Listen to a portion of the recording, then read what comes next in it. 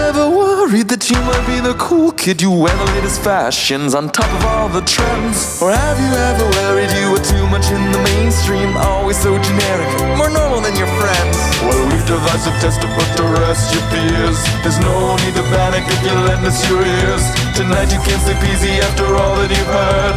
Cause if you like the show, then you're probably a nerd. Oh, Canon, it's Canon, it's all. With Tyler, Phil, and Boris. So Canon, it's Canon, it's all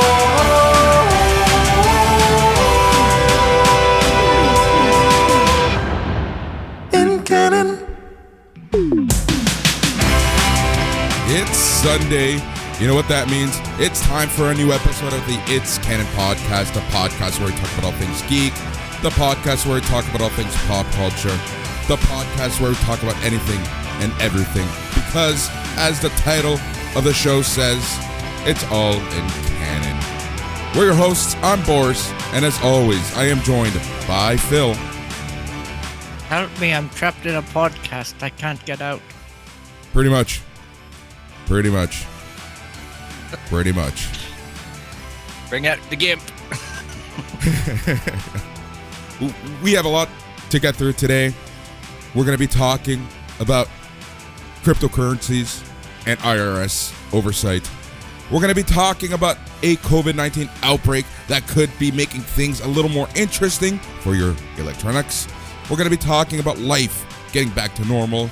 And there's so much video game news because as we're recording live right now, Microsoft is having their shindig at E3. So we're going to try to get the news from that. Also, we're going to do a quick news roundup of everything that's been announced so far and our initial impressions. We're going to be talking about the Cyberpunk hack. We're going to be talking about video game systems on your TV. We're going to be talking about the return to office plans for Ubisoft and how this is an indication on other video game houses. And we're going to be possibly talking about GameStop. How does all that sound, Phil? Sounds like an awful lot of stuff, my friend. Yep. You know what I'm saying? It's another busy one. And I will tag on that, and it might be in your news feed, but I didn't hear it in the shout out, but somewhat related to the Cyberpunk hack, EA suffered a hack too. Yep. That's a part of it as well. Yeah, it's crazy what's going on in that world of things, right? Yep. Yeah, we're also going to be talking about Roblox and how dumb they are for allowing music. You know what? I know we talked about Roblox, and we're always shocked and in awe of the market share and the power of the developing company. However, it's so funny, and not in a mean-spirited way, but I just find it hilarious that companies like Twitch and Roblox and whatnot end up in these little snafus, right? And they're not little by any means. It's copyright infringement. So here's the thing. Like, even creators, I don't understand. Like, guys, you know the rules. You know better. You should know the rules at least. And then they get shocked when their videos get taken down. Yeah, there's that. And then there's just the fact that, again, creators like the people who make the games know this crap too, right? They won't want their stuff riffed. And then here people are doing it on their presentation. You know what I mean? And it's like, you got to self-police this a little bit. If you create that environment, you have to police it. Well, that's the thing, right? Like, that's exactly it. Like, the creators should have, not creators, like the Roblox should stop people from doing that from the get-go, because you know it's like, I'm sure they were shocked when they got slapped with lawsuits. Yeah, and I've heard little bits about this, and it'll be interesting because I know that they've tried to police this in the past in a very half-assed way. Yeah, is what I'm hearing. So, but I'm not an expert on Roblox. I'm just an observer here. Yeah, exactly. That's the thing, right? Like, so. But yeah. Anyways, how's everything going, Phil?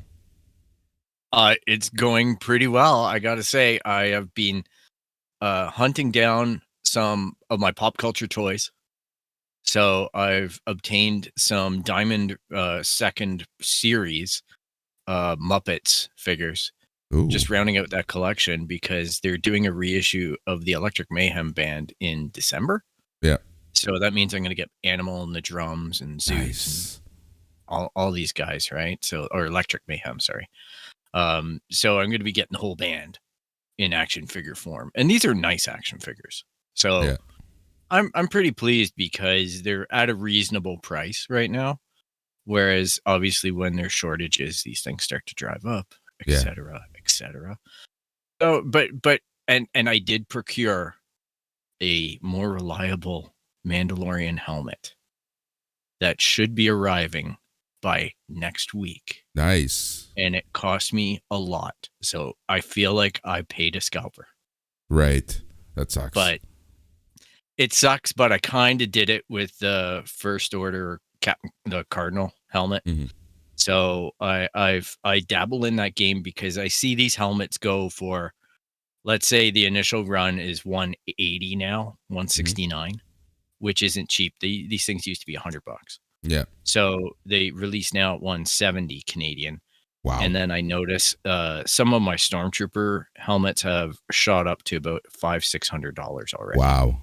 That's crazy. And we're talking like, a few years ago, these things were released. So it's not like I buy them for them to increase in price or thinking of selling them. It's just the fact that now, knowing that the marketplace is like this, I got to go out and get them when they're relatively affordable. Yeah, exactly. So I ended up chucking about 3 bones on this Mandalorian, but it's pretty much a must-have for me. So that's why I'm buying cheap Muppets figures. Yeah, right? Yeah. Oh, as well, the video games, dude. The video games. I know we'll talk about it more on our review show, but I got the Ratchet and Clank. Give us a couple sentence review real quick, and then we'll go in detail on our review show. It's a lot of fun, and it makes you glad that you own a PlayStation 5. So there you go. And it's just like we were talking about. It's just a fun game. Yeah. Fun game. Yeah. Well done, polished. No crunch on that game. All the staff are self-reporting on Twitter that they did not work overtime. Nobody worked over a 40-hour week in the development of this game. That's so awesome. It can be done, they're saying. So I did that. I did the Final Fantasy VII remake, PS5 upgrade, and I chucked for the extra content as well. Yeah. Yeah. So because I bought this for the PlayStation 4, I got a free upgrade. I didn't do the free PlayStation Plus. And I also downloaded and bought against better judgment last night the R-Types Dimensions 2. Oh, yeah. Which is a PS4 game, but it's pretty and it's retro-y. It brings me back in time. Because I used to have that on my Sega Master System. So yeah. I like R-Type. I had to look that up because I remember it, but I don't remember what I played it on. Yeah. So what about you? How you been doing? I've been pretty good. It's been going. Finally on Friday here in Ontario, things have started to reopen back with limited capacity, outdoor only. But, it's nice to see, especially being downtown. The city is coming alive again.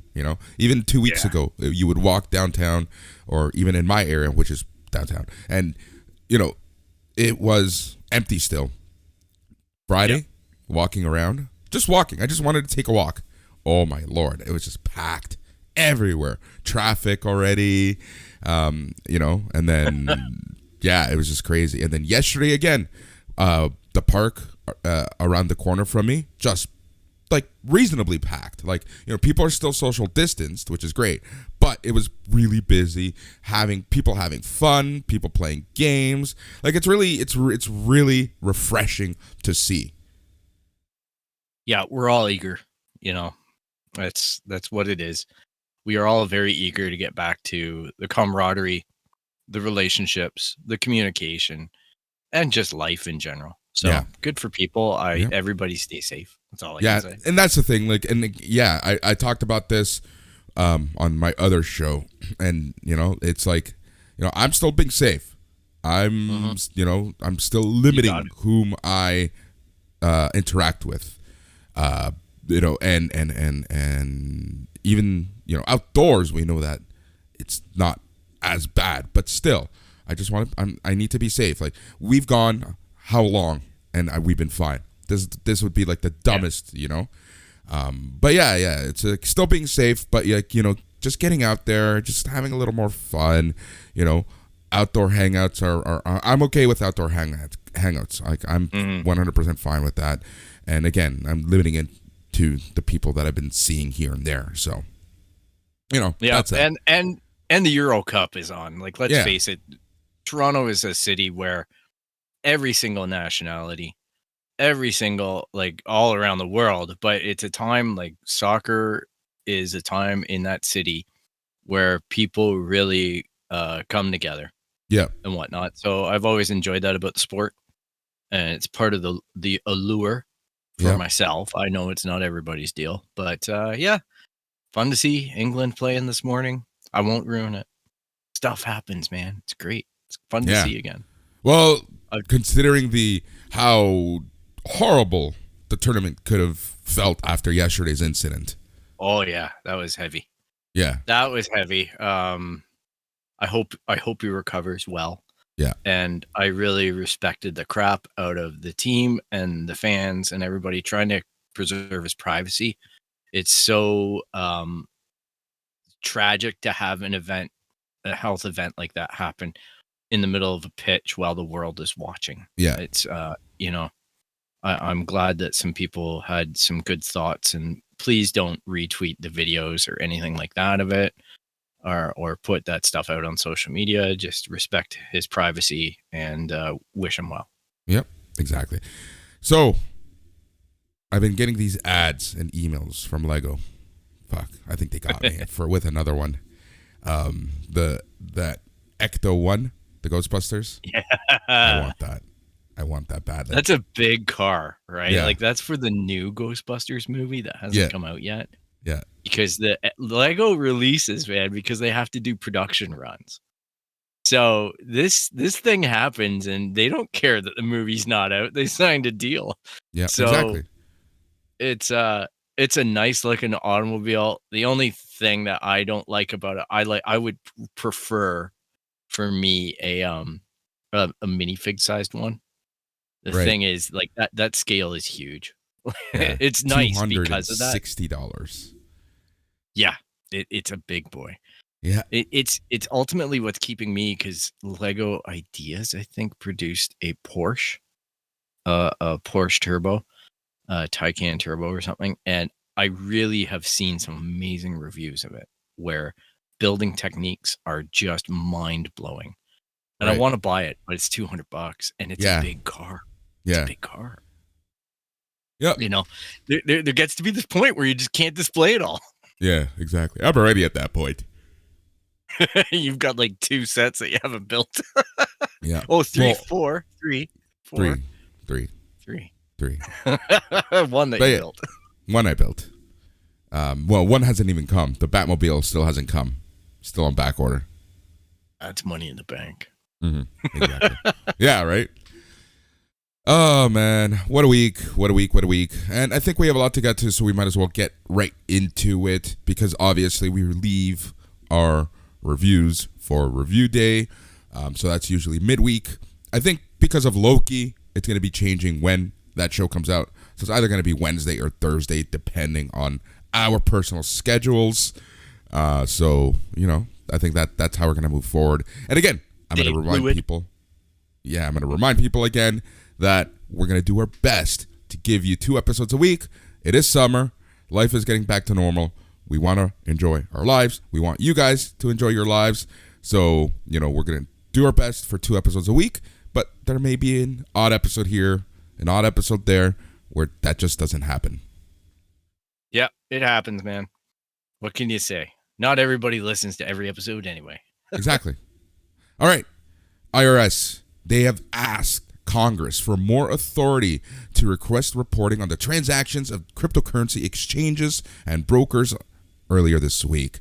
The IRS claims they want to use the data It collects to develop regulations for the fast-growing crypto industry. Yeah, and what was it? Venezuela? They El adopted Salvador. it as El Salvador. El Salvador, sorry. Which, They for adopted the record, we talked about last week, and then on Monday, Yep. Tuesday, boom, that news They broke. did it. Yeah. Yeah. So I looked at that domino fall, just like you predicted, and I thought, now there's going to be regulation. Now is going to be the time that when it gets onto a world stage like that, it's going from the niche to the mainstream. And that means that it's going to get the eyes of Congress and the IRS and everything else. And man, within a week, Yep, exactly. moves. They were all waiting. I Yep. guarantee you. Yep. So basically, they want any crypto wallets over 10 grand with transactions over 10 grand a day to be reported in some shape or form, because they want regulations, they want taxes.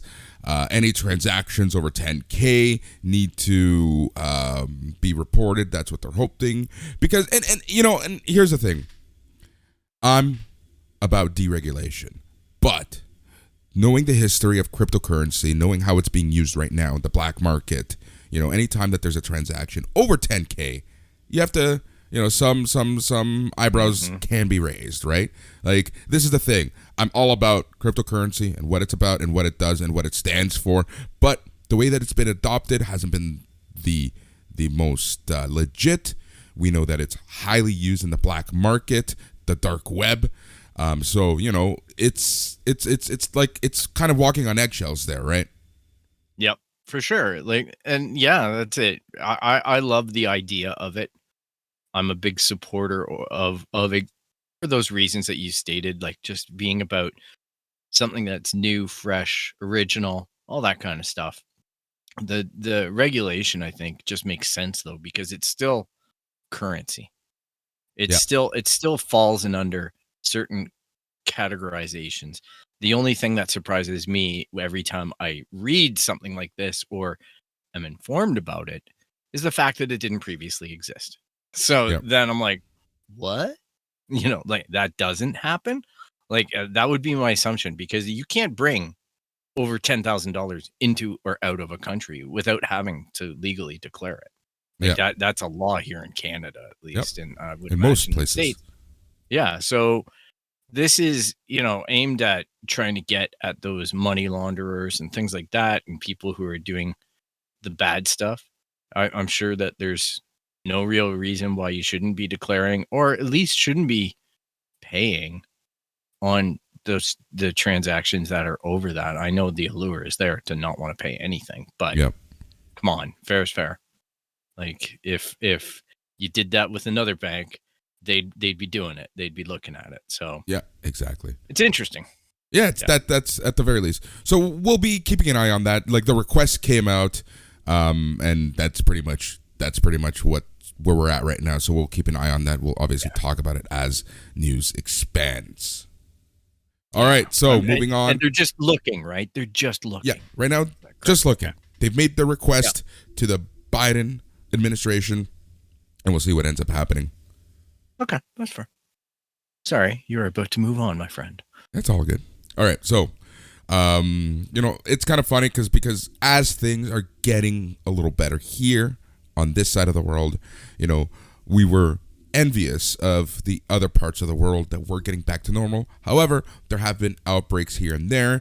Japan, for example, there have been outbreaks, especially around the Tokyo area. There's a lot of questions about the Olympics.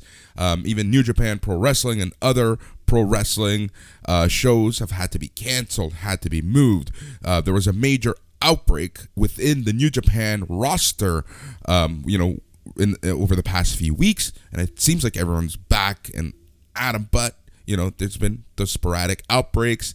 So in all of Asia, there have been more and more small sporadic outbreaks, but this one in Taiwan might be a little concerning because it's a hub for chip manufacturing. And with other places in Asia, there could be delays in the supply chain in general, but all eyes are on Taiwan right now. On Saturday, Taiwan's Central Epidemic Command Center announced that there were 251 new confirmed cases of COVID-19, 26 deaths.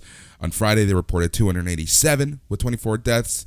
Essentially, since May 10th, the numbers have been steadily increasing. And the reason why all eyes are on Taiwan is because, as I mentioned earlier, this is where they make a lot of chips. At the King Yuan Electronics Company, one of the island's largest chip testing and packaging companies, more than 200 employees have tested positive for the virus this month alone, while another 2,000 workers have already been placed in quarantine. And here's the thing, right? It's happening in the UK. It's happening in everywhere in the world, these outbreaks of this Delta variant. And it's so unfortunate because, these countries did such a great job on the initial stuff, and they kept the supply chains going, and they've done such a fantastic job. I hope everybody's safe. And we already have the semiconductor shortage. This is just another great piece of news. But it is ultimately about human lives. So I hope those people are safe. Yeah. But I guess, we'll figure out how to get on with the iPads that are already out there. Yeah. Here's the thing also, the vaccine uptake in these countries in Asia, like Japan, I think they're at 2%, vaccinated. Like, it's something incredibly low. Yeah, that's something that blows me away, because here in Canada, we've become probably the strongest country in the world for vaccine uptake, at least on the first dose right now. Yeah. And we beat the States at this point, and we beat every country in the world with over 1 million people. Yeah. Put it that way. So it's interesting to me, because I see our cultural response is very slow and methodic, whereas the States obviously took a little bit bigger of a risk to get their economy going. And it blows me away when I look at some of these other countries and I think, oh man, this has got to be a terrible situation. I don't know what the holdup is. Is it that they're just not getting supply? Who knows? Or is it hesitancy? I just don't know if there's anything else going on there. I just don't know, right? And it makes me scratch my head, because I look at the Olympics going on, taking place over there, and I just think, holy cow, it just sounds like a nightmare every time they try to address these big events. And, like you were saying about the wrestling stuff, and now this, I'm like, it's absolutely mind-blowing. I hope everything gets back to normal soon for everybody. So, TSMC, which makes chips for Apple, Qualcomm, and many other big tech companies, says it's not yet been affected. But the company already warned in April that chip shortages could last through 2022, and it's unclear how this new outbreak in Taiwan might affect that estimation. Crazy stuff. So imagine a year of instability in that chain. Yeah. So, Malaysia, they've had their manufacturing capability slowed due to COVID-19 recently. The Semiconductor Industry Association says the lockdown will reduce output between 15 and 40%. Semiconductors. That's a huge blow. And that's already an industry with the knife to its throat. Yep. Holy cow. You've heard about the fact that Ford and other manufacturers are parking built cars that don't have any computer chips to put in them. My buddy, he works Ford in Oakville. The parking lots are full of cars that they have to finish eventually. Yeah. It's just nuts. At the beginning of the pandemic, everybody was swimming around with cars on the lots to sell. Yeah. And nobody wanted to buy a car because nobody was driving anywhere. And now people want to spend the bucks because they saved the money and they can't get the vehicles. Yeah. It is crazy. And the funny thing too, it's got to be infuriating for the production people. My heart goes out to them. because the marketing just keeps on going. Yeah.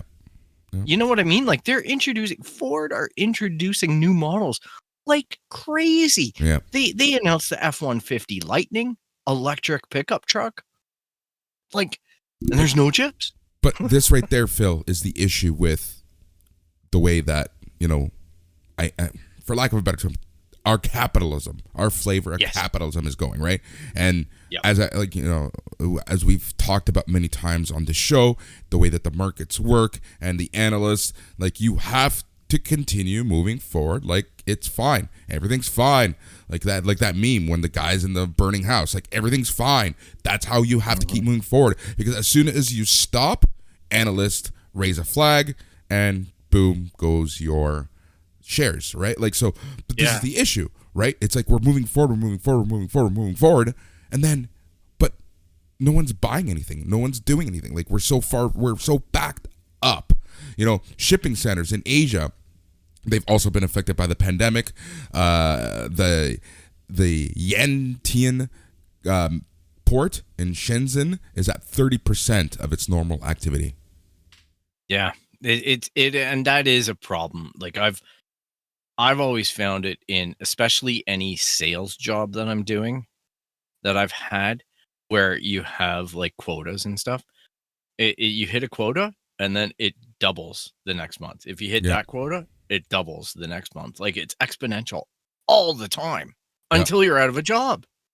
Yep. And that's the way our corporations and the marketing is stacked, right? Because the funny thing, though, too, is that we eat it up as consumers. Yeah. You know what I mean? Like, I've never wanted a pickup truck in my life. Did I get a little bit sweaty overseeing all these electric Cybertrucks and Ford F-150 Lightnings and thinking about the possibilities of it and all that, and then seeing the price points basically getting down into the $30,000 range on electric or hybrid vehicles starting? Ford is introducing a hybrid mini pickup truck, the Maverick, I think, at $20,000. Yeah. Like, this is insane. It's insanely good in a lot of ways, because I think that it means that we move off of the other destructive path that we're on of fossil fuels. You know what I mean? Like, that's just got no fun for our future or our kids' future in it. Yeah. But when you look at these new alternatives that are coming up at really attractive price points, and the daring play by Ford in this move is not many people are doing hybrids anymore, right? The talk is all about electric. Full electric at this point. So this is like getting, a Toyota Prius in a Ford form at a lower price point. So I don't know how good it's going to be or anything, but it's an interesting market to be in, and I just don't know when it's actually going to fulfill itself. Yeah, yeah, we'll see, man. It's absolutely crazy. Like, but it's bonkers how the world is going right now. Like, there's so many sectors that are starting to get back to normal. And again, I'm not trying to do fear mongering right now. Like, this is what's happening. No. Something major happening in the world. Something that affects people who listen to this show, affects us, because we like electronics, we like those toys, we like stuff like that. And it's just like like I mentioned months ago, hey, if you're thinking of buying something, a new TV, a new whatever, you might want to do that now, because I still predict prices are going to go up, and I have seen prices start to go up. So yeah, we're big geek fans and whatnot, and I've just been paying more and more attention to the car market recently. Not that I'm looking to purchase or anything. It's just interesting to observe. I find it's fascinating to see, like, the Tesla Plaid and stuff like that. It's not fear mongering for me, but I just have concern around the fact that these stories keep on popping up, and not just on our podcast. I mean, like, we're tripping across these things being reported in the news, and they're getting more and more mainstream coverage. Yep. So I still think when this the needs more mainstream mainstream coverage. Yeah, when the mainstream starts really cracking on it, stuff's getting heated up. Yeah. Right? Yeah. And that's exactly it. So keep a tabs on it. And if you're thinking about doing it, like Boris has stated, and go out and grab it if you got a check from the government for your taxes returns or anything like that, it might be a good time to just go buy it because there's a whole combination of stuff that's trying to kill us still in this world. Yeah. Yeah, but at the same time, the world, as things are still somewhat restrictive, somewhat, there's still some uncertainty there. Things are still opening up. We talked about how Toronto's been, or Ontario, and then if we take a look at the world, let's take a look at the movie industry, the theater industry, to be exact. F9 has made $250 million at the international box office already. Variety reported that F9 to date has grossed $203 million in China, where it arrived on May 19th. Other countries in which the movie has been released include South Korea, which is at 17.7 million, Russia with 15.8 million gross. Man, and it releases June 28th here. Yep. It's crazy that it got such a big leap. Yeah, the timing is quite good because I believe theaters are phase 2. Yeah. Which would be July 2nd. I think it's good for the States because of Independence Day. They're obviously targeting to have a big weekend and a big let's all go to the movies. Now, everybody that I know who has seen it online says that movie is freaking trash. Yeah. So this is going to be the first turd that turns gold in the attempt of the post-COVID era type thing. But who knows? If it's your thing, go enjoy it. Like, honestly, it's cars, it's explosions, it's action. I get it. It's a summer blockbuster, and it doesn't have to be the most enlightening movie, I guess. So if that's your bag, go enjoy it and go watch it in the theater if you're okay with, dank and moist. Yeah. I still don't know where my tolerance is on that because I can't lie. I'm excited to go do some stupid stuff again. Yep. I kind of miss it. I wouldn't mind the experience. But at the same time, it's interesting because if you watch, again, I'll bring up soccer. If you watch MLS soccer, there's certain stadiums that are packed. Yep. It's packed. And then you watch Euros and the stadiums are a quarter full. Yep. You know what I mean? Like it's such a wide spectrum that's happening around the world as far as the embrace to normality again. Yeah. It's an interesting thing to watch. If for nothing else, the entertainment. Jeez. All right, no, man. I just mean like it's just interesting to see it. Like I know what you mean. Just the way that the word you used is funny. It is entertaining though. So I'm like, I can't lie. I judge a bit. Of course. When I watch baseball or something like that, and I see everybody in Texas without a mask on, it's interesting. But good for them. Good for them. All right, we're gonna move on to video games because there's a lot to handle, a lot to get a grip on, a lot to talk about as we talk about video games. And I think the first thing we're going to be talking about is Cyberpunk and CD Projekt Red. As you know, earlier this year, there was a major hack. CD Projekt Red, that is, didn't give in to the hackers' demands, so data was sold. And CD Projekt Red essentially this week confirmed that yes, data has been sold. Yes, data is starting to show up. It can't confirm the exact contents of the data being circulated, but it believes it relates to its games, contractors, current and former employees. It also warned that the data may have been manipulated with or tampered with. Ugh, it's not good. I feel bad. That company taking it up the hooper this year. Like it's been an all-out assault on CD Projekt Red, and I don't know how anybody justifies it, but it's the way of the world, I guess. I don't know. I don't know about the ethics of. Well, I know about the ethics of it, but I don't know why they're such a popular target. I really don't. It's they were the punching bag, right? Yeah. Well, they really got hit. Out of all the companies, though, like we've talked about on here before, so many companies have wronged me in the past where I feel that chip on my shoulder about products that I've purchased that did not work, that still do not work. And they seem to escape it. They seem to be galvanized by it. Whereas you look at CD Projekt Red, okay, they made a mistake. They Yep. pushed the envelope. All right, but they came out, they said it. They did everything that they could to mitigate it. They're doing everything that they can to fix it. Yep. And yet they are, like you say, the punching bag. So Yep. That's Tyler who just messaged us. can't hear us yet. Love it. Yeah, so that adds to the list. So in the past year alone, Valve, Capcom, Nintendo, Ubisoft, all have been hacked, including CD Projekt Red. There's one more name to add to the list, Philippi. Uh-oh. And it's our favorite loot crate company. That is yes. Electronic Arts. So It's on so Friday, funny that Tyler messaged us while we were talking about CD Projekt Red. I know. It's like it's just heard. It's like, oh, ESP. yeah. So But on yes, Friday, EA. EA confirmed that hackers stole a massive amount of data from the video game publisher.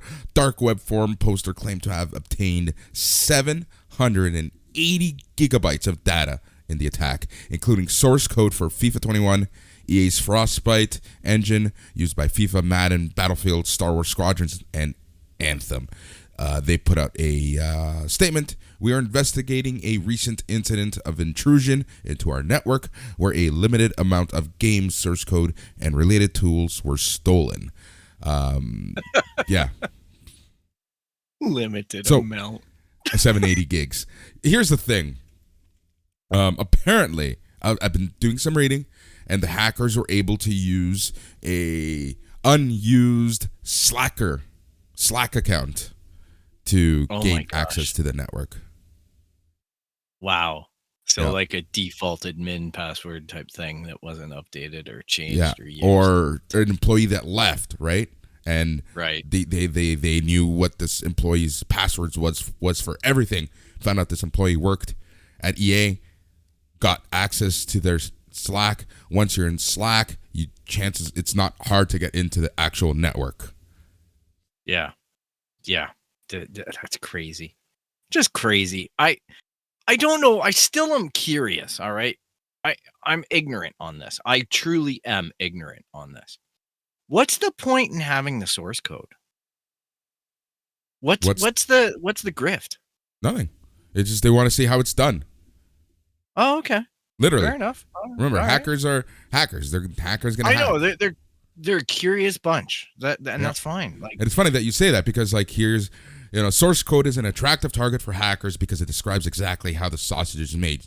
Why pushing this button disables that trap, or exactly where on an opponent's head your bullet must land, blah, blah, blah, blah, blah. Source code has the potential to threaten the integrity of online video games, servers, and players' security. So, it's they're looking at source code, seeing how it's done because it's fun, and then they're just continuing to, and this can ultimately affect games that are already out there in the wild, right? yeah, and I also think that it probably comes into play. Well, maybe those attacks back in the day over Christmas. Remember when Xbox Live used to go down and PlayStation Network? I think those were mostly based on DDoS attacks, but I can imagine when they see the vulnerabilities in the source code of things, and that makes deceptive takedowns a little easier. Exactly. When they have Stuff like access that. to the source code, they could easily see what makes the game function and how they could adapt their cheats to the game, says Overkill Labs. If the game had anti-cheat, for example, they could easily see a way around using this. Right. Okay. That makes a lot of sense then, I guess. But yeah, wow. Well, I hope they figure out the source code on those fucking loot boxes. That's literally the first thing I thought of. Yeah, it's like, oh boy, everybody, we got dirt coming. It's going to be like, there's an algorithm called Screw the Kids. Operation Fuck Everyone. Yeah, Operation Empty Wallet. Love it. All right. Oh. So, EA is not the only video game publisher in trouble right now. The National Music Publishers Association has sued the popular gaming platform Roblox for copyright infringement on behalf of several music publishers in a lawsuit seeking $200 million in damages. Oof. The association alleges that Roblox actively encourages its players to utilize music from artists like Imagine Dragons, Ed Sheeran, Ariana Grande, and others without paying appropriate licensing fees. Yep. Yeah. It's like the streaming wars and everything like that. You're putting music on the back of your stream. You're putting music on the back of your Roblox. I know that it's targeted at a pretty young audience. Yeah. So I'm somewhat glad, from what I understand about all this, that they didn't target the actual users who posted the stuff. Yep. They are going after Roblox for not policing it, I guess. They accuse Roblox of preying on its impressionable user base and their desire for popular music, teaching children that pirating music is perfectly acceptable.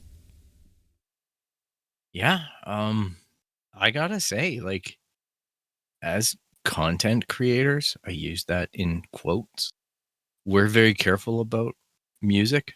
And it's how why we don't use have it on music the playing in the background. I've been asked, Yeah. why don't you guys play like lo-fi or something in the background? No, it's because unless I know where it comes from, it's not coming on our shows. Maybe a 30-second hit, and that's what we're allowed. But, I'm very careful about what we play for. Yeah, there are some like freely licensed, but still, somebody even those claiming that. Yeah, but somebody claiming that it's freely licensed and it actually being freely licensed are two different things, because I find that people, not everybody, but I find that people can misrepresent things on the internet, and they can say things and they think that that makes it true. Yeah, And it's exactly. not, right? It's like, once you get that takedown notice, Yeah. The lawsuit states that Roblox has hired more than 1,000 human moderators to review each uploaded audio file into its system, and that searching for certain artists' names in the game is prohibited. However, plaintiffs allege that Roblox has allowed loopholes to its process, saying that users can instead search song titles or partial terms rather than artist names to successfully upload copyrighted music. Roblox is aware of this wide practice and has nonetheless conditioned its users to believe that making minor modifications to an audio file nullifies copyright protections. Ugh. Oh, that's dangerous.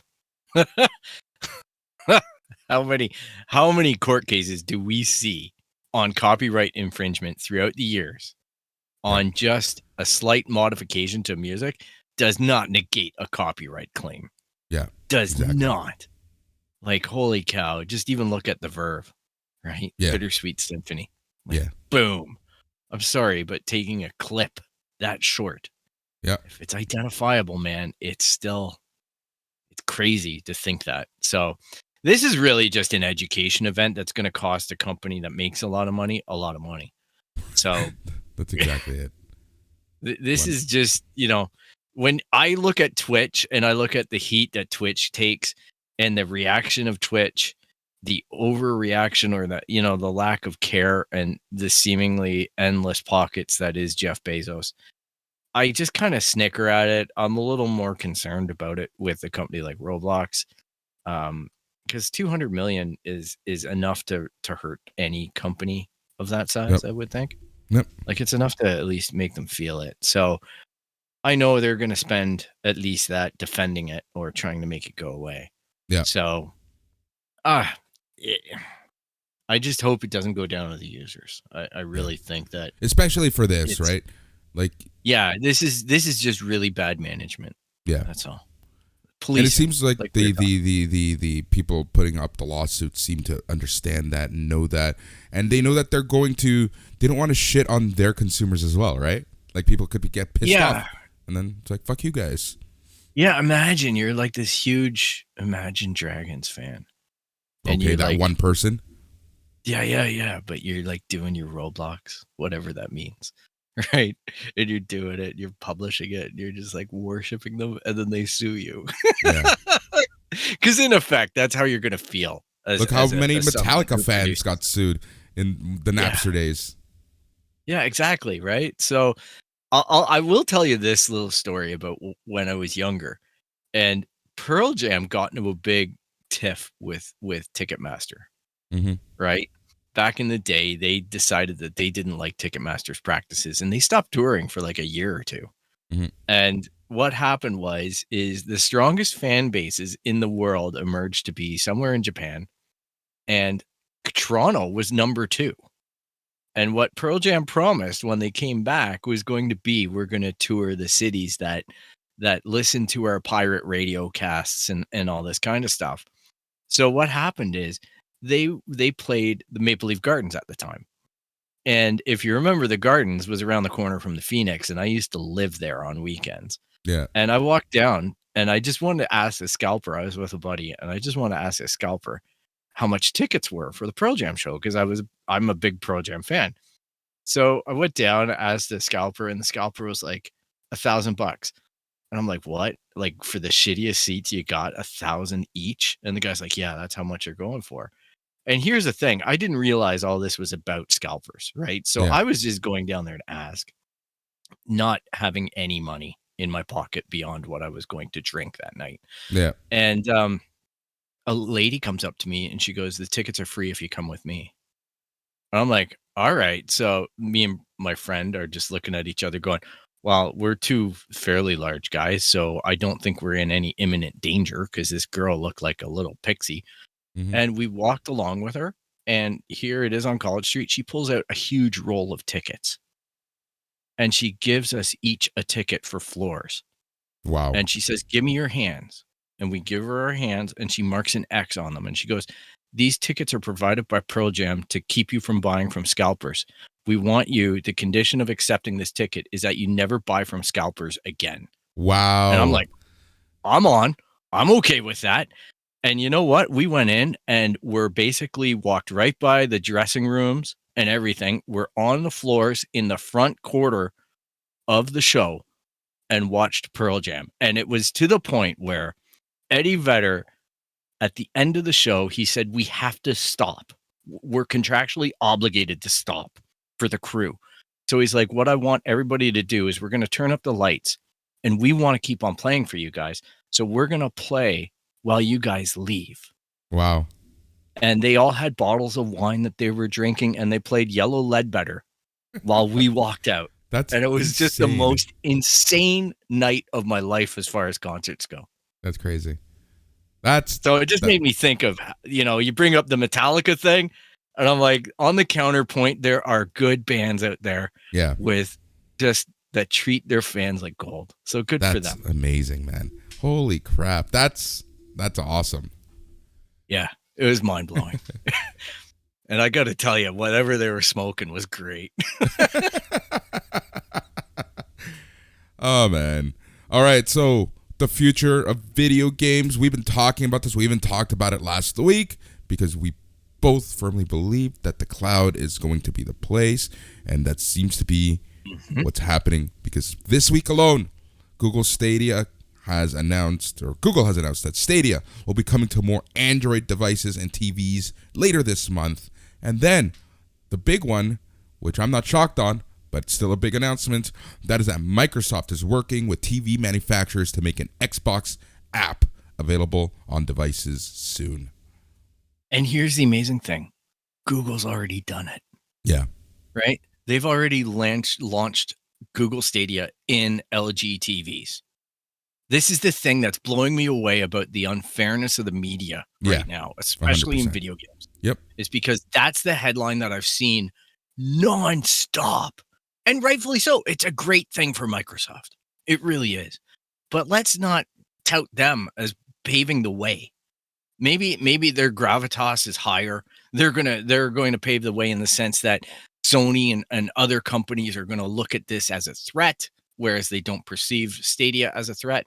But my God, there is such weird media coverage about Google, right? About the Stadia piece of work.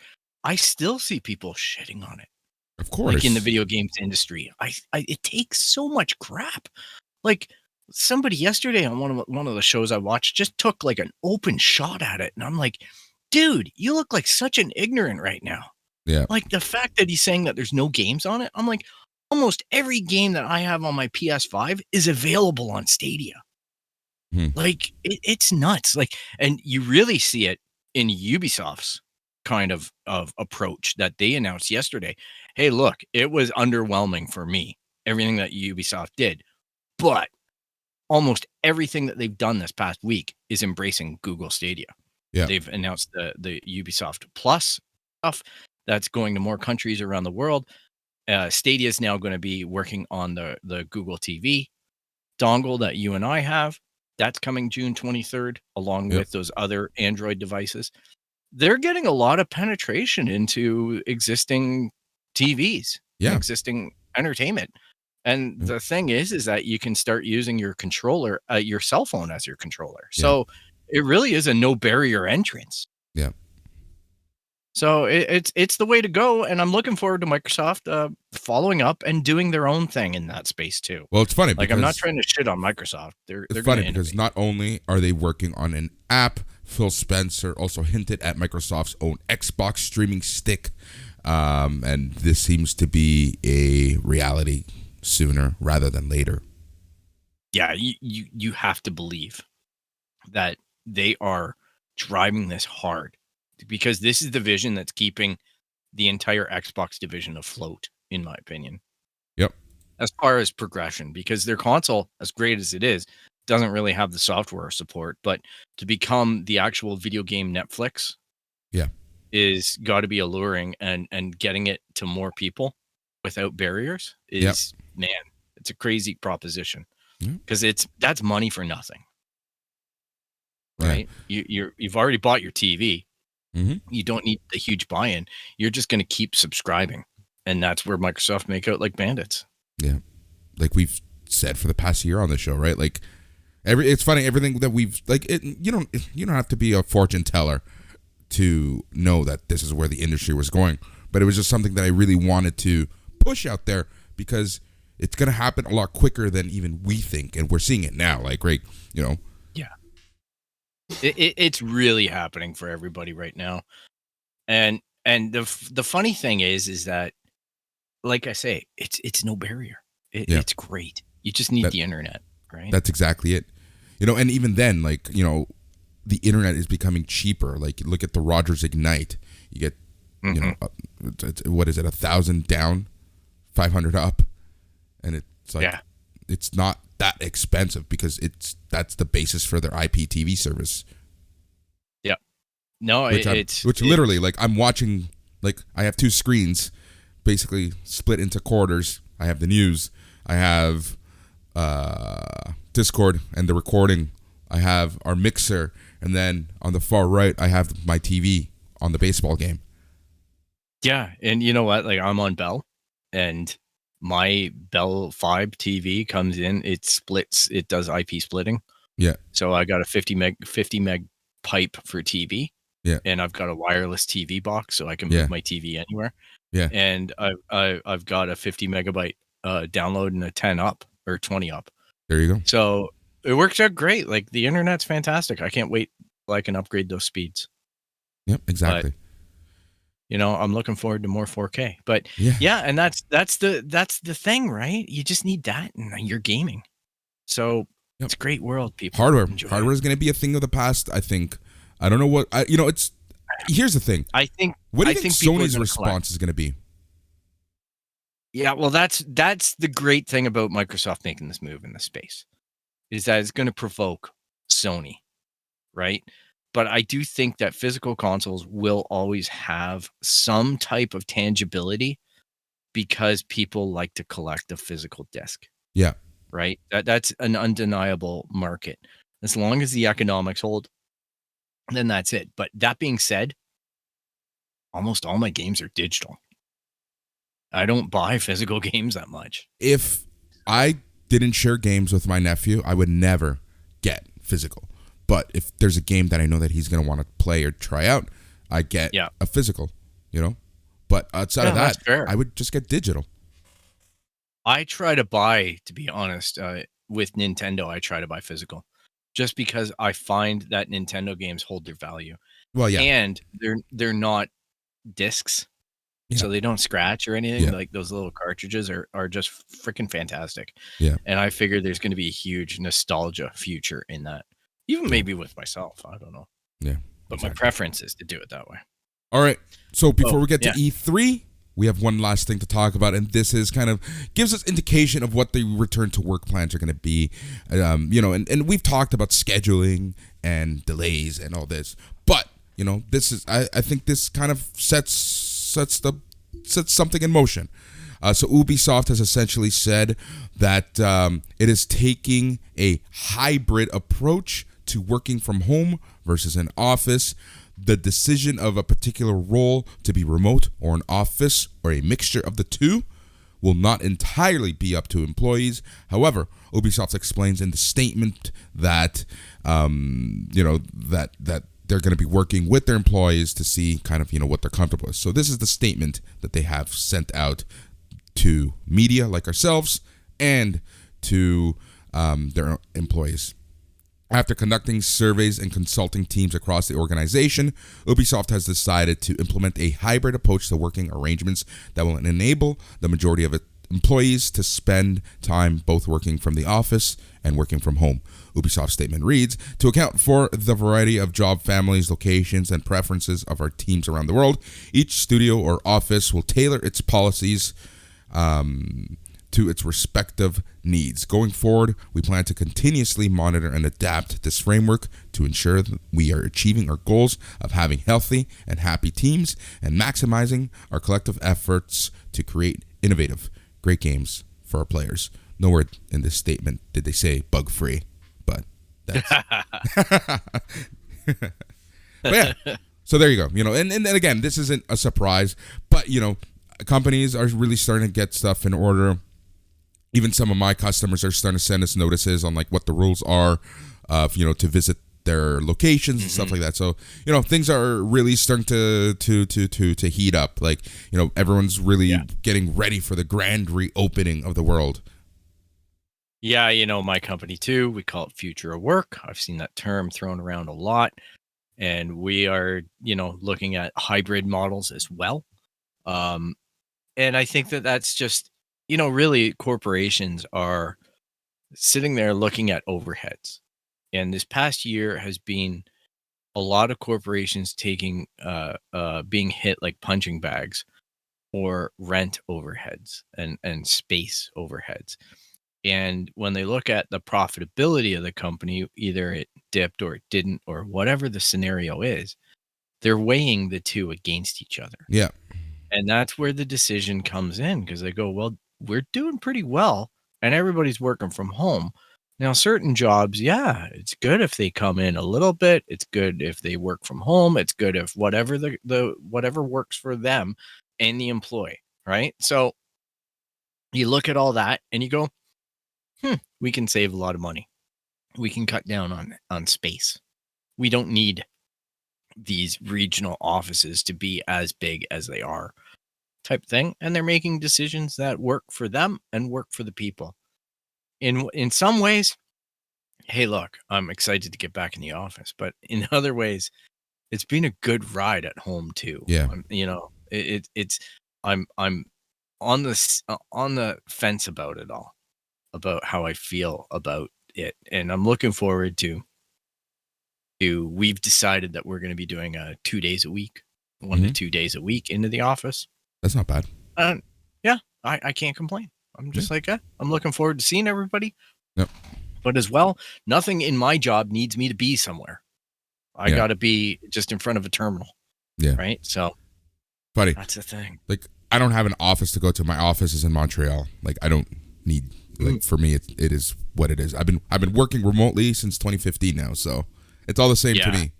Outside of the constant travel that I do, right? But that's that's between me and the customers as opposed to me and my the office. But even I think they will also take in a hybrid approach, seeing that they are in Montreal, where Ubisoft is located, and I know all these companies kind of talk to each other in some shape, way, or form. Yeah, well, and press releases like this help other companies too, even if they don't talk to them, right? Yeah. In identifying strategies and whatnot. So it's it's an interesting spot. I'm eager to get back to it. And again, I will take this opportunity to wish everybody to be safe Yes. throughout all this. Exactly. So, All right. It's time for the main event. Something that I love talking about. And it's kind of funny because like I feel so pessimistic about all this because it's just like, you know, as we've been talking about for the longest time with delays and whatnot, it's like, okay, everything that they've been announcing, when are we actually going to be seeing this stuff? Like, when is this stuff actually going to be released? And like, what's going to be the final product? Like, that's the pessimist in me. But the fan and the optimist in me, I like E3. It's nice to see where the video game industry can be heading, right? So this is what we're going to do. We're going to go day by day. I've compiled a list. I've spent way too much time on this list, but I've compiled a list of announcements, and you know we'll kind of just chat. So on Wednesday, June 9th, EA revealed Battlefield 2042. Man, that's how I feel about it. Well, we talked a little bit about it on our midweek show. I do stand corrected. Apparently, that was in-game footage. All right, so I have no desire for it because the true tragedy in all this is that there's no campaign mode. So therefore, you are paying next gen prices for a multiplayer only game, and that to me is absolute garbage for me. Especially when you have Call of Duty Warzone for free, right? Like that's ballsy, guys. It's an incredibly audacious like confirmation. So whatever. It is the way the industry's going. I'm not going to lay it right on Battlefield or EA, but I'm just going to say that it definitely perpetuates a movement in the industry that I do not like one bit. It negates a lot of development. Yep. To me, it just means that all we're doing is open arena PvP crap. Yep. Not interested. Thanks, Same but here. no thanks. Same here. I know it's never going to completely shift to that, but you know, I think there will be certain titles that will only be that. Yeah. Anyways, so that's Wednesday. On Thursday was a pretty big day because we got, let's see what we got. Xbox sets out xCloud and Game Pass expansion plans. So that's when they announced the TV and streaming stick. Xbox wants to release a game a quarter and will buy more studios. They announced that. That's an interesting one. So once a quarter, once every 3 months, Xbox wants to release an Xbox exclusive. It's a good goal, but at the same rate, when you start setting goals like that, to me, quality is what suffers. Yes. So it just means that you're doing production for the sake of production. Yep.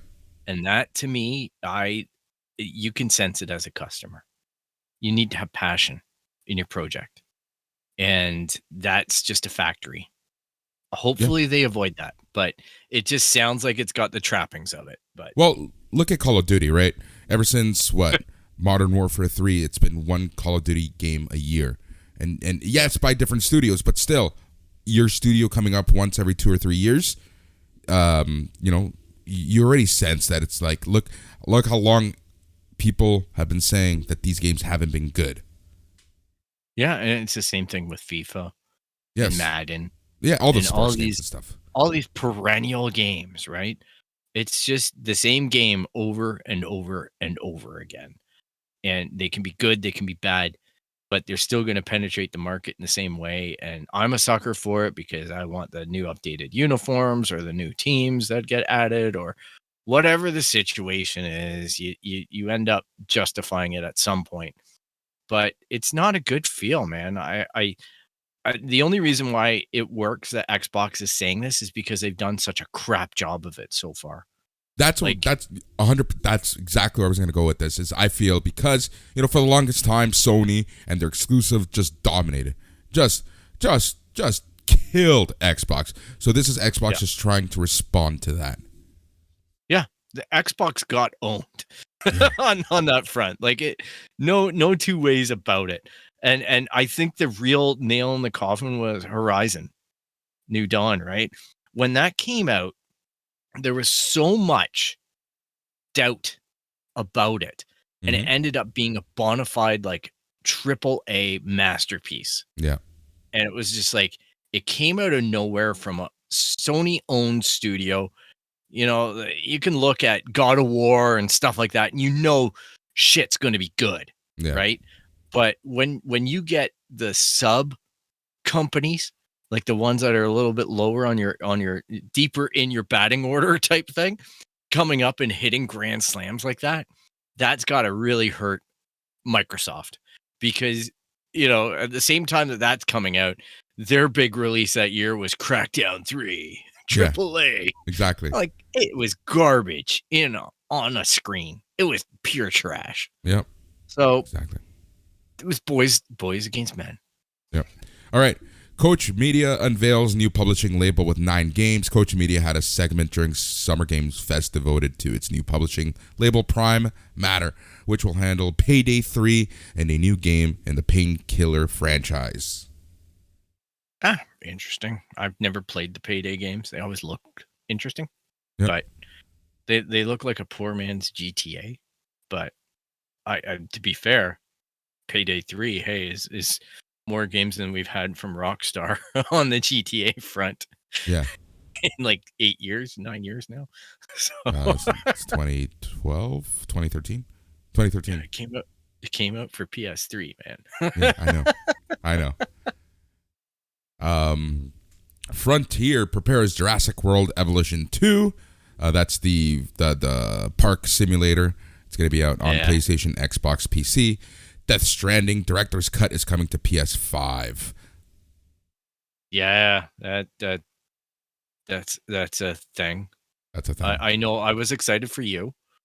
I'm excited too, to at least maybe re-examine being a FedEx man again in a creepy world. But yeah, I saw the little thing with the box and the homage to Snake, Mm-hmm. and I was just like, you know what? They had a good soundtrack. Great soundtrack. It's a weird game. Yeah, it was a weird game, but that's Kojima's like that. So that exactly Kojima in a nutshell.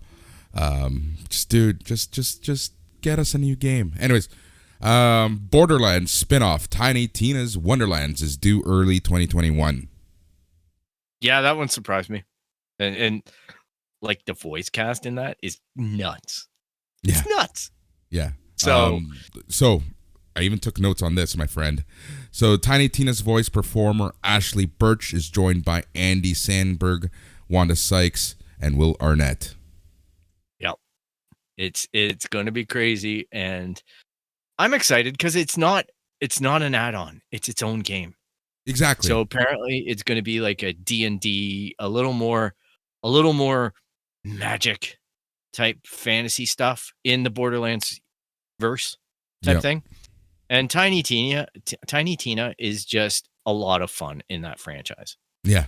So she's always been a character that guiltily makes me laugh and cringe because she's so offside on almost everything she says. It's dirty and it's wrong and it's funny. So, and she loves explosions. So I find that she's performed really well. And yeah, I'm looking forward to the game. Gotta say, that was one that pleasantly surprised me. And it's 2022. It's coming out, hopefully. 2022. Next year. Yeah. Yep. All right. They didn't give a date, but they said early 2022. Yes. There is a date attached to this next game. And for a lot of people, this has been a nice, pleasant surprise. A good-looking game. That is Elden Ring, the cross-generation game from Software, and George R.R. Martin. And that's coming out January 21st, 2022. I hope it makes its date. Right? But yeah, the more of these games out there, the even if they don't hit for me, they're going to affect the industry and maybe generate some new ideas. So bring it on. Yep. Friday was kind of a slower day. Coach Primetime Show lays out lineup King's Bounty 2 till on August 21st. So Coach Media's Coach Primetime Show also shared details on Brass Token Survival Horror, The Chant, Warhorse's Kingdom Come, Deliverance on Switch, Riken's action adventure Final Form, Massive Work Studios sci-fi action game Dolmen, Mad Head Games sci-fi adventure Scars Above, Dark Crystal Games sci-fi RPG Encased. That's pretty much it. There's a Dark Crystal game coming out. Another one. Yep. Ooh. Well, you know what? I was about to blow all that off, and then you hooked me. I know. So now I'm like, hey, I'll keep an eye out for it. The last one was a tactics game, the Age of Resistance one. It wasn't horrible. It wasn't great though. So, good for them. Yep. You know, it's a slow Friday at the E3. Yep. Exactly. Saturday, there was just a lot of announcements about studio shifts, indie games, blah blah blah.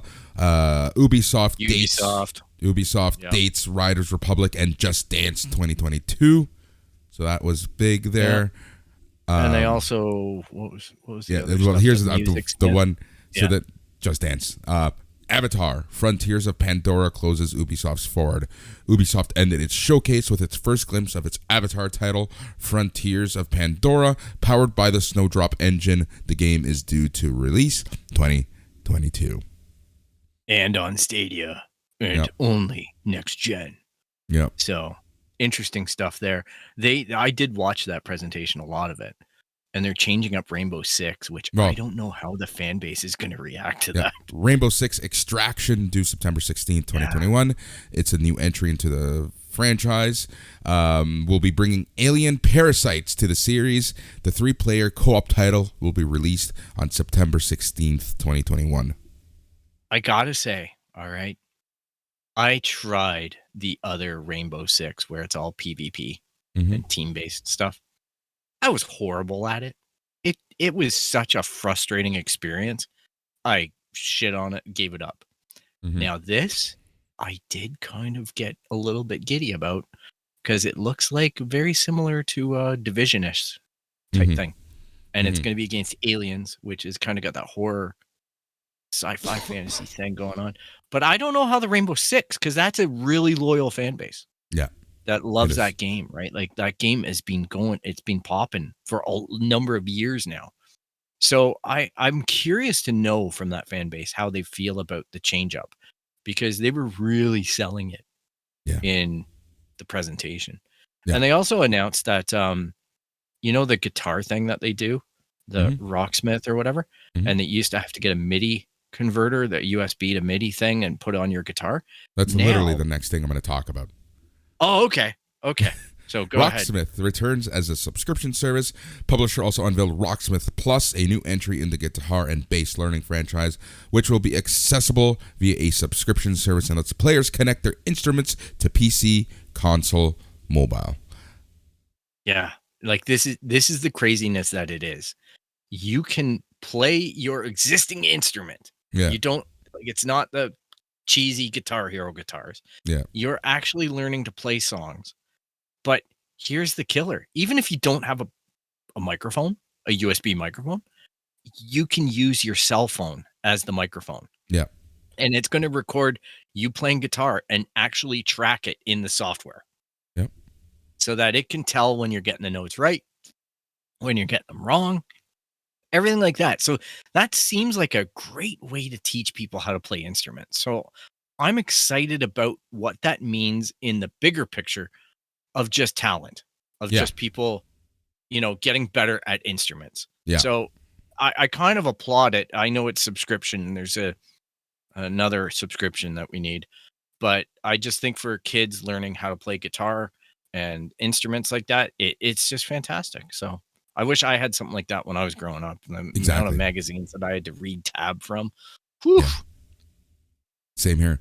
Ubisoft unveils Mario plus Rabbids sequel, Sparks of Hope. Yay. That's due 2022 for the Switch. Devolver Max game. Pass Plus showcase features promising new indie games.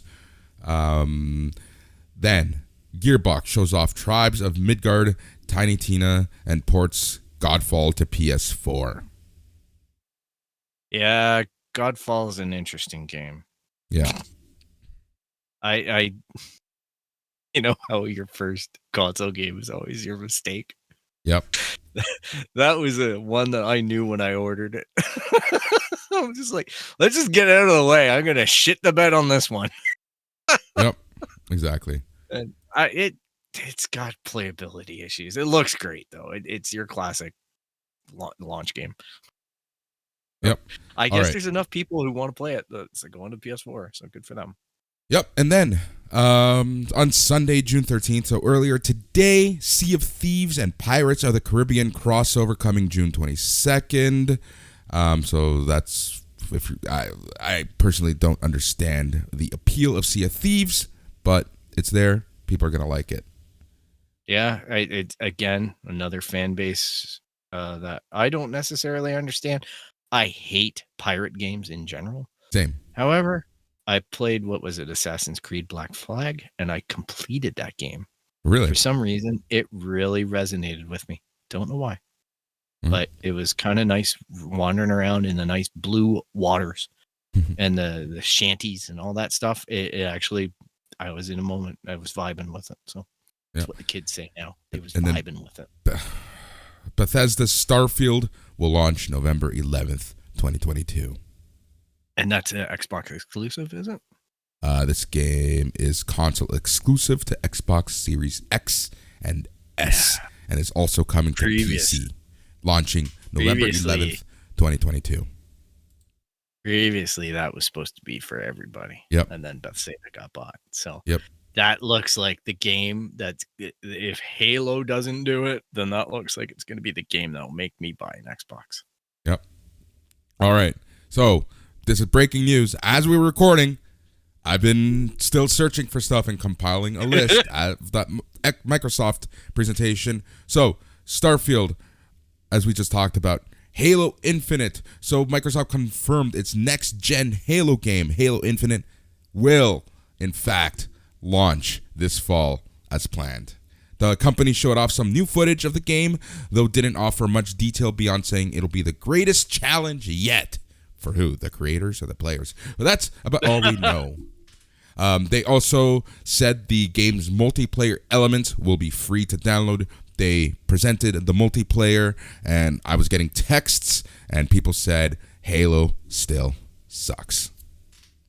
Yeah, well, it's unfortunately, I think it's a ruined franchise at this point.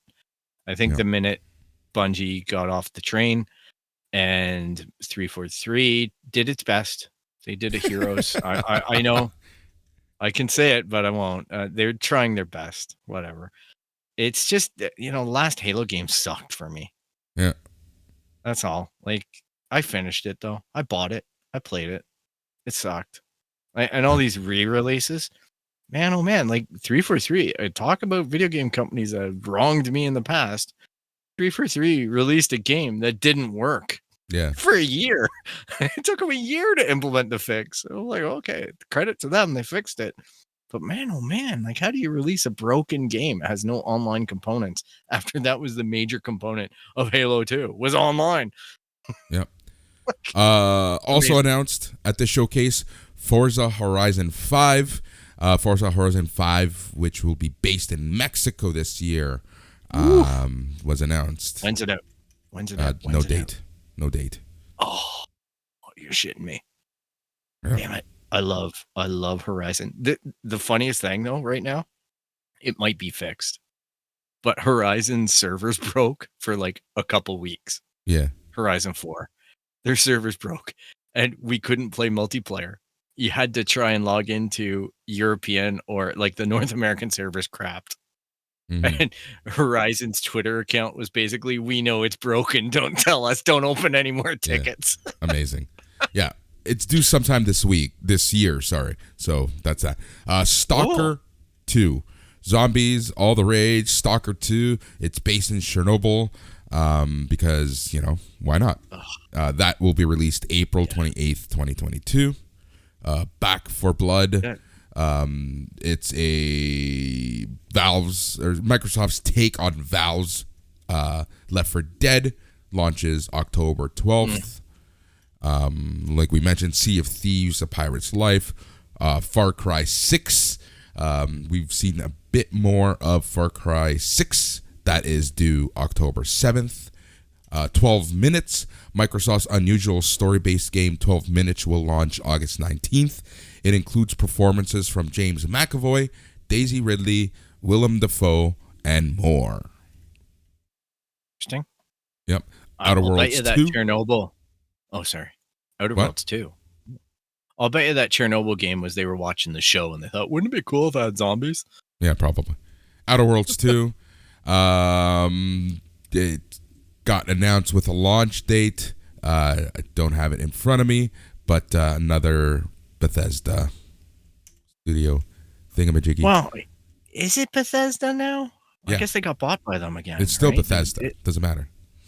Well, it was the team that made New Vegas. Yeah. Obsidian. Yeah. And then they got purchased by Bethesda again Yeah. after all this. So they Yeah. became Bethesda, but it was basically a Fallout 4 ripoff. Yep. But it was a good game. It's a good game. Like I didn't finish it, but I definitely took a look into it because it was on Xbox Game Pass. Yep. Still- Redfall. Co-op shooting game planned for 2022. Fight simulator plus Top Gun. Top Gun. See, Top Gun stuff. Because remember, the sequel is The due movie. in November. Yep. Then the Xbox fridge was talked about a little more. Oh, come on. Really? So Yep. does Kentucky Fried Chicken present in this fucking I know, right? E3 thing too? I know, right? Come on, man. So there you go. That is This- everything that has Weird been world. announced from Microsoft, and stuff could still be happening, but that I am not looking anymore. Man, well, Xbox beer fridge. Come on. You know what the sad part is, Phil? That's my takeaway from Xbox's presentation. Not Starfield, Oh, not anything else. Their yeah. beer fridge. Yeah, and that's legit, man. That's legit. And again, like I'm excited about other stuff, but it's man. Yeah. Well, and doesn't E3 go on like for a while more? Like it officially didn't start until Saturday. Yeah. Yeah. This is all just being prepped because apparently the E3 people had to re-edit a whole bunch of videos because they included PlayStation 5 stuff.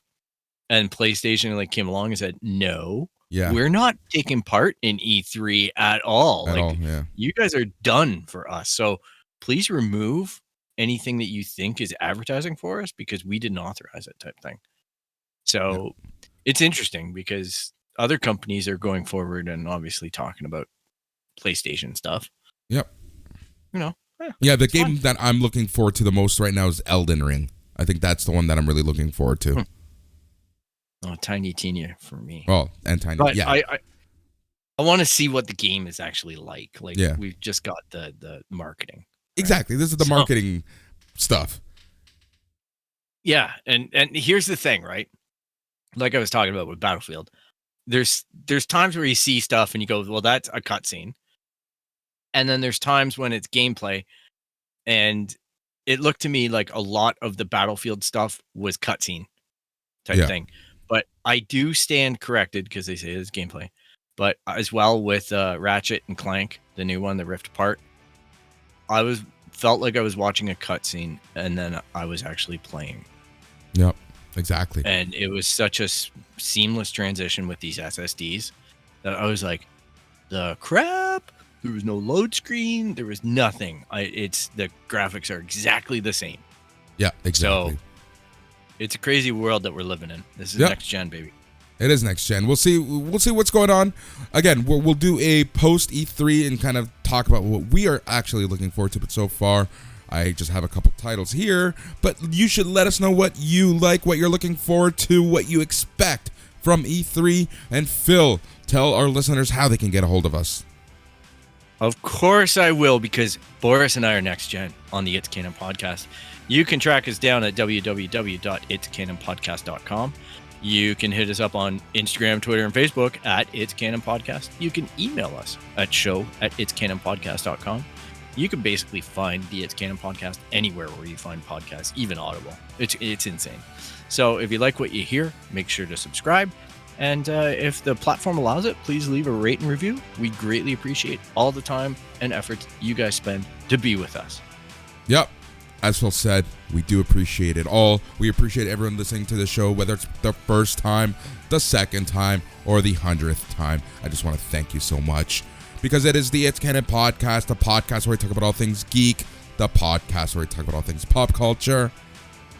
And Phil, do you know what the best part of it all is? It's all in canon, baby. That's right.